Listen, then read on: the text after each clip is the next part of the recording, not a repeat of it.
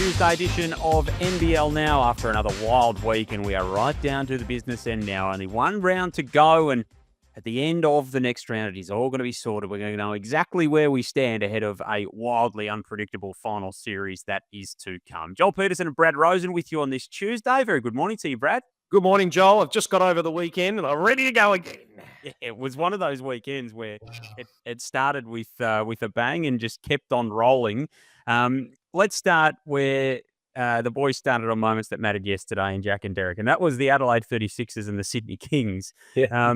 They had highly mixed weekends, it would be fair to say. And if you took the pick and mix at the supermarket, most of it was sort of, milk bottles and black cats. There was no peaches and cream or anything nice in there.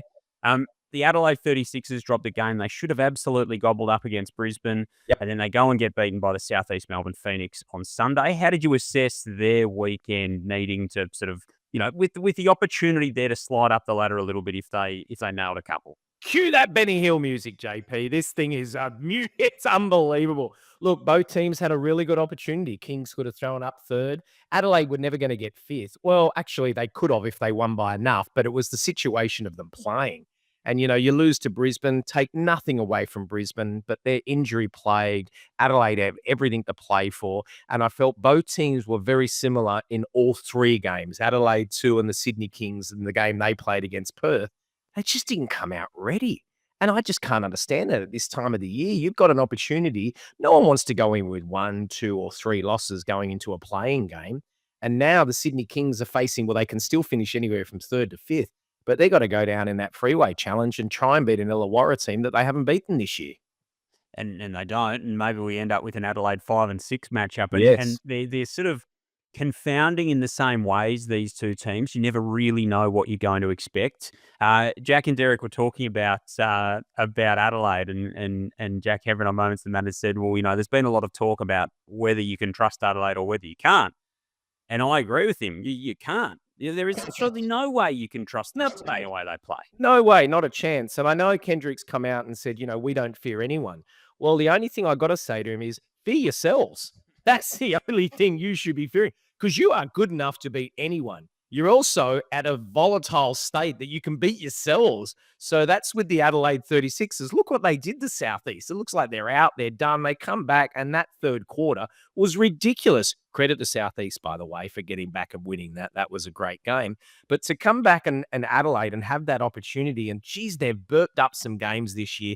They could easily be sitting right in 3rd or 4th spot with the games they've done. And, getting that home final would be massive. But they're not scared to go on the road. The thing is who do you get? And if I'm the Sydney Kings, I am so scared if that team comes into Kudos Bank Arena and has to play them 5 versus 6. Where they have played well very recently, of course. Very much so. You were in the building on Sunday and saw the Sydney Kings go down to the Perth Wildcats, and Perth made that pretty comprehensive in the end. What were your takeaways from that Sydney performance?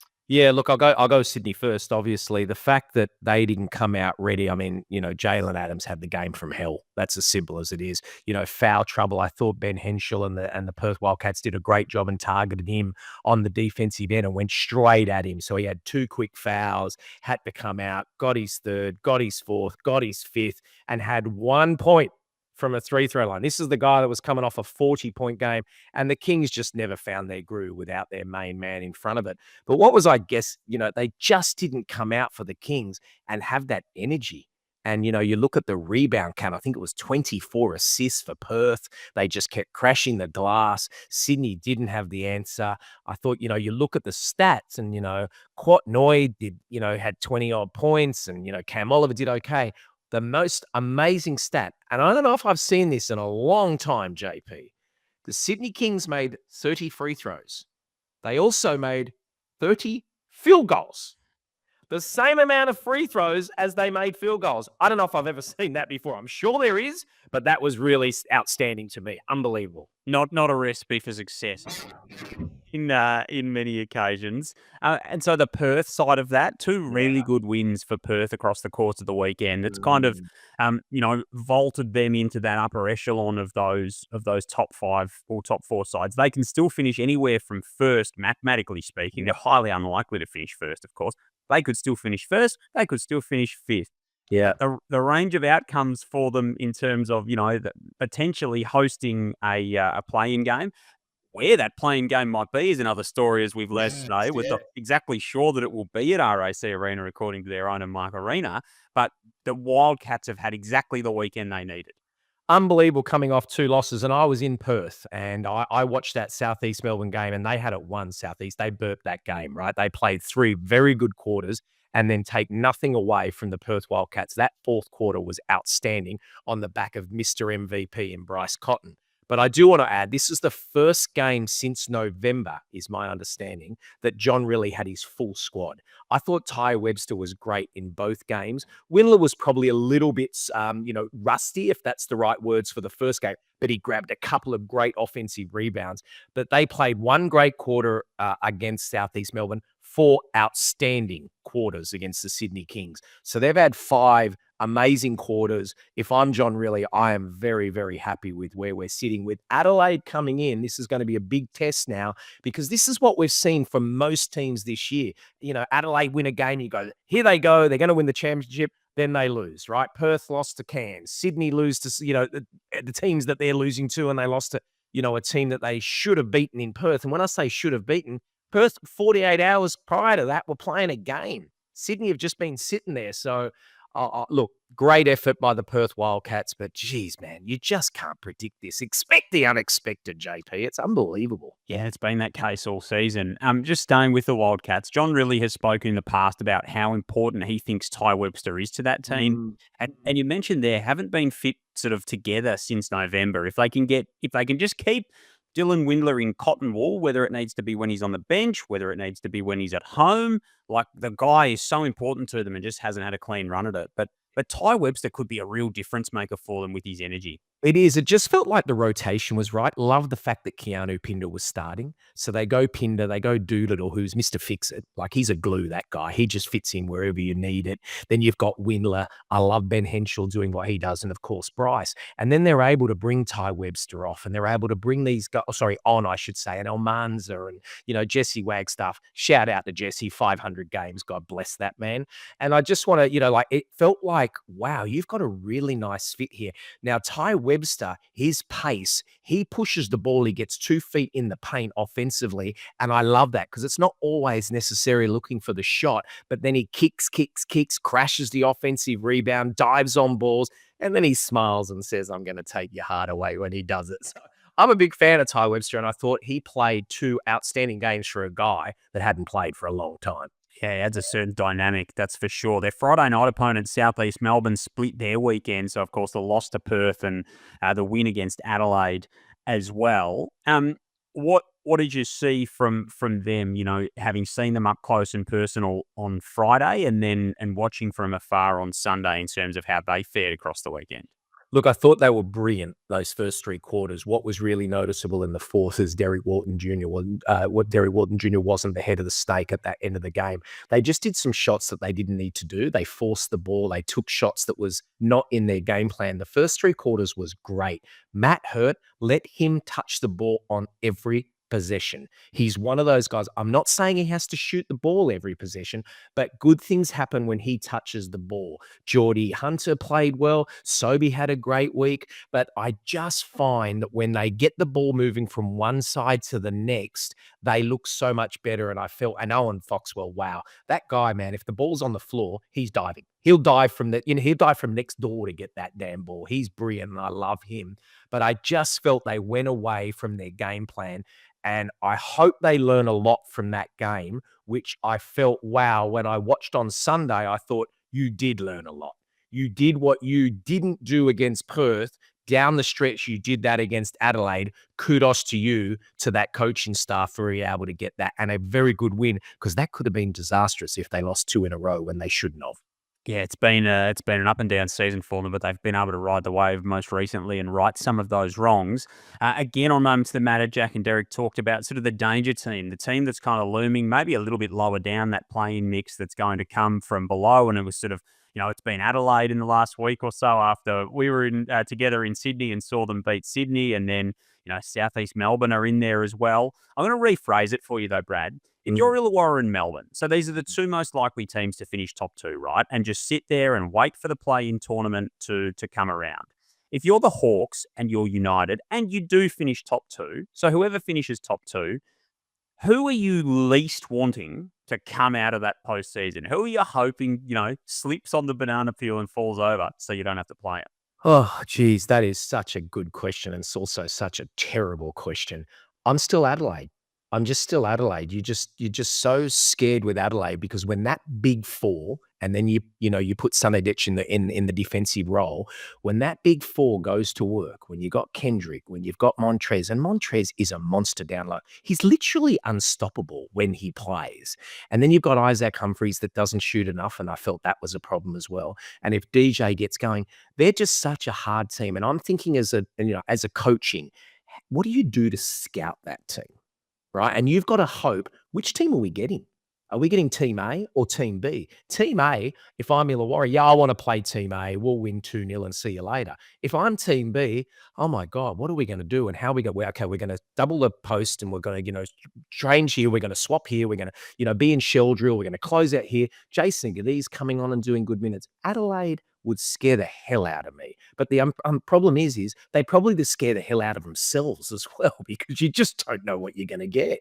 I think that scared the hell out of most of the 36ers supporters.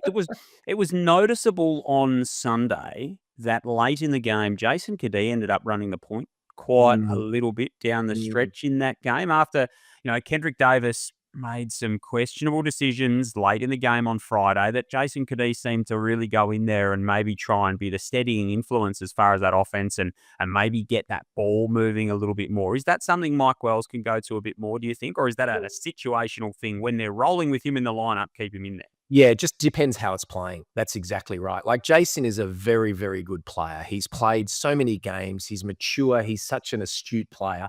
And you want a guy like that on the court if things aren't rolling. But it's one of those positions where, when you're with Adelaide, if this team is rolling, well, then you don't need a Jason Cadee. It's okay. We're humming here and we're going. But I thought, he did a really good job out there. But it's such a shame in one way that I say for Adelaide because they are so talented. And at the end of the year, we're going to do one of two things. We're going to say, all that drama that happened in Adelaide, I can't believe they made the playoffs and they're out. Well, that was expected. Or we're going to say, can you believe with all that drama, we've never seen this in 40 years of the NBL or whatever it is. And they damn well won it and got to the grand final. And I just don't know which one it's going to be. Yeah, they seem equally likely at certain times. The NBL's put a great graphic out on Instagram, so if you're still wondering about where teams can finish ahead of this last round, there is a great graphic that's doing the rounds on the NBL socials last night. So Illawarra and Melbourne can both finish first to third. Perth can finish first to fifth. Now, this is just a range of mathematical possibilities. This doesn't take into account what's likely and what's not. Southeast Melbourne and Sydney can both finish third to fifth. Adelaide, is locked into sixth really mathematically, although Tassie and Brisbane could still figure there. It's not going to happen. And then you've got, of course, the Jack Jumpers and the Brisbane Bullets. And shout out to Brisbane, who had a great win on Friday night. New Zealand and Cairns are in there as well in 9th and 10th. So if we have the ladder at the moment as Illawarra, Melbourne, Perth, Southeast Melbourne, Sydney and Adelaide, will that change across the course of this last weekend, Brad? Or do you think we'll end up in the same position? I have a feeling that the only thing that I think could change would be that Southeast Melbourne Perth, just who gets that home game. I think everything else will stay the same. I think Illawarra will take care of business tomorrow and they'll beat New Zealand. And if they do that, well, then they've locked up top spot. I know theoretically they could tie, but their percentage is outstanding, so they won't lose that. So, and also that's a shout out to Illawarra. That's the first time in club history that they will do that. Then I'm going to be down there at that Freeway Series on Friday, and I cannot wait for that. But it just depends what team of the Sydney Kings shows up. But look, I don't think there'll be much change there, but I've been guessing this I'm so wrong with everything. The only thing I do know is expect the unexpected. You just know where to turn up and which games to call, and that's pretty much all you need to know at this stage. By the way, if you're thinking about that percentage battle as well, roughly, a percent is worth about 30 points. So if you need to gain a percent, you've got to have a 30-point swing on your opponent. So, the likes of Southeast Melbourne are sitting pretty with the second highest percentage out of all the top 5 sides. So that will be a big... And that's why that thing could be interesting, like if Perth lose to Adelaide and then Southeast get, that game against Melbourne, well, that's where I'm thinking maybe. And that's the only one that I could give up. And that's nothing against Melbourne. I just, Southeast Melbourne, this team, that's the one that is curious because I'm a very big defensive orientated person and I love that. And that wins championships. And this team is a very, very good defensive orientated team. So that's where I'd be scared if I'm Southeast Melbourne, but I would love to see Derek Walton Jr. back. Big fan of him. Yeah, hopefully they get him back for the postseason because, of course, they are now locked in. So tomorrow, New Zealand, Illawarra, Thursday night, Cairns, Brisbane, then Illawarra, Sydney on Friday, and Perth and Adelaide. So Friday night is going to be absolutely stacked. We round it out with Tassie and Cairns. That'll be the Teal game down in Tassie as well, which is always a big occasion for the Jack Jumpers. And then a throwdown to end the regular season. Well, can I just say congratulations to the NBL, because I know they planned this at the beginning of the season, that 1 would verse 5, 3 would verse 6, and 2 would verse 4 on the ladder. Well done to the NBL. Just like they drew it up. I'm sure they've ever won. Was supposed different. Why not? That's a very good work from their fixturing department. Brad, always great talking hoops with you. Enjoy the rest of your week. Look forward to hearing your voice broadcast this weekend. Absolutely love it. Bring on the first game tomorrow night. Absolutely. Brad Rosen with you on NBL Now. Thanks for your company. Jump on the NBL Ladder Predictor at the NBL website or on the NBL app and try and sort out these playoff ramifications. We'll have more NBL Now throughout the course of the week.